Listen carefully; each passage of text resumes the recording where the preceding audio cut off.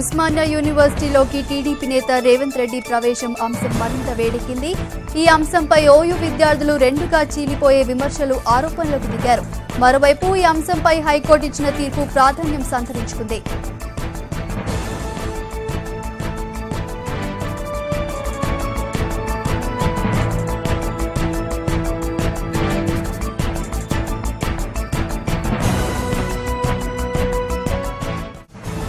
ఇన్నారెడ్డి ఉన్నారు. ఇన్నారెడ్డి గారు చెప్పండి.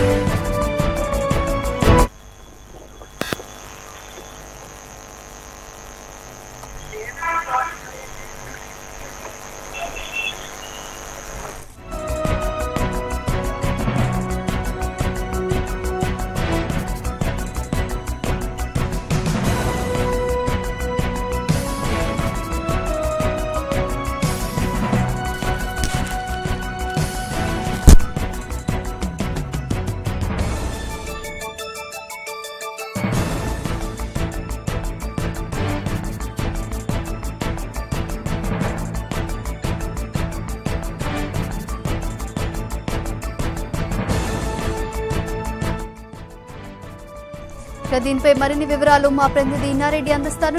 ఇన్నారెడ్డి గారు చెప్పండి. తేజస్వి, ప్రస్తుతం ఓయూలో మరి కాసేపులో జరగనున్న జనజాతరకు సంబంధించి గత కొద్దిసేపటి క్రితమే హైకోర్టు కూడా ఒక ఆర్డర్ ఇవ్వడం జరుగుతా ఉంది.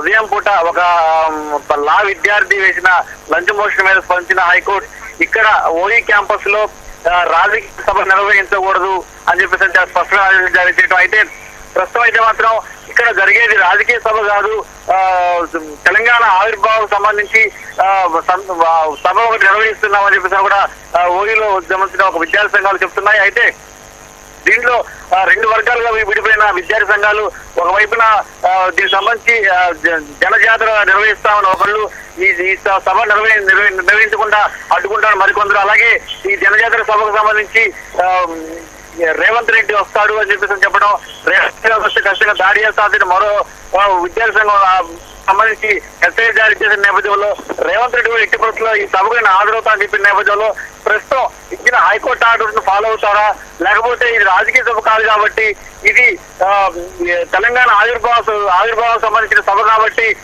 దీంట్లో ఆయన అతిథిగా వచ్చి పాల్గొనే అవకాశం ఉందా అని చెప్పి దాని మీద మనకి ఏం జరగబోతుంది దాని మీద ఇంకా ఒత్తిడి కొనసాగుతా ఉంది. అయితే ఏదేమైనప్పటికీ రేవంత్ రెడ్డి మరి కాసేపులో రానున్నారని చెప్పేసి సమాచారం ఉన్నప్పటికీ అయితే ఆల్రెడీ పోలీసులు కళ్ళు కప్పి రేవంత్ రెడ్డి ప్రస్తుతం అయితే మాత్రం ఓయూ క్యాంపస్ లోనే ఉన్నాడు. మరి కాసేపులో జరగబోయే సభకు వెంటనే ఆయన సభ మొదలు కాగానే సభలో ప్రత్యక్షం అవుతారని చెప్పేసి మనకి తెలిసిన సమాచారం ప్రకారం తెలుస్తామని. ఏదేమైనప్పటికీ పోలీసులు కళ్ళు కప్పి ఏ విధంగా రేవంత్ రెడ్డి ఓయూ క్యాంపస్ కు రాగలిగాడు, తర్వాత దీనికి రాజకీయ సభకు రాజకీయ నాయకులు ఎవరిని కూడా రానేమో, బయట వ్యక్తులు ఎవరు సభలోకి రావద్దంటూ కూడా ఏమైతే ఓయూ రిజిస్టార్ నిన్న హెచ్చరికలు జారీ చేసిన నేపథ్యంలో మరి రిజిస్టార్ దీని మీద ఏ విధమైన చర్యలు తీసుకుంటాడు, నిజంగానే రేవంత్ రెడ్డి సభకు హాజరవుతాన దాని మీద ఇంకా ఒత్తిడిని కొనసాగుతూనే ఉంది. ఈ సభను జరిపి తీరుతామని కొంతమంది, జరగకుండా చూస్తాము, ఇది రాజకీయ సభలా చేస్తే ఊరుకోమని చెప్పేసి మరికొంతమంది కూడా చేస్తున్న వాదనలు ప్రతివాదనకు సంబంధించి ప్రస్తుతం ఓయూ క్యాంపస్ లో 2 గంటల తర్వాత ఎప్పుడు ఏ క్షణాలు ఏం జరుగుతుందని చెప్పని ఉత్కంఠ పరిస్థితులు ప్రస్తుతం ఉంది. ఏదేమైనప్పటికీ రేవంత్ రెడ్డి వచ్చే విషయమై ఇంకా ఒత్తిడి కొనసాగుతా ఉంది.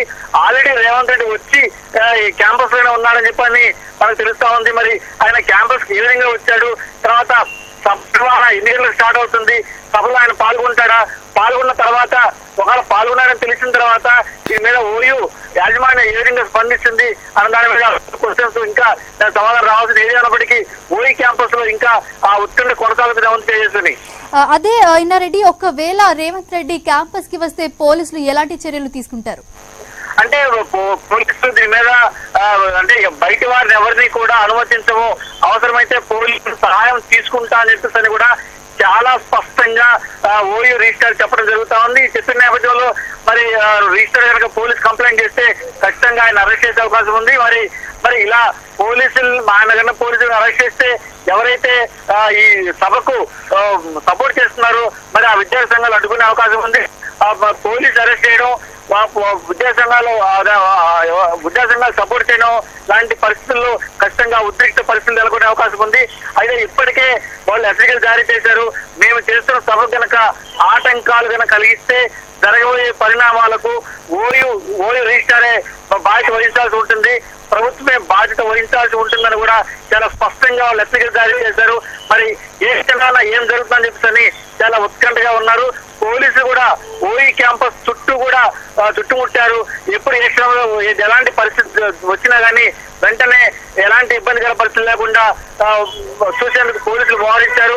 ఏదేమైనప్పటికీ జనజాతర సభ జరుగుతుందా జరగట్లేదా, దాంట్లో రేవంత్ రెడ్డి పాల్గొంటాడా లేదా ఆల్రెడీ క్యాంపస్ లోనే ఉన్నాడన్న వార్తల నేపథ్యంలో ఇంకా ఉత్కంఠ పరిస్థితి కొనసాగుతూనే ఉంది తెలుస్తున్నాయి.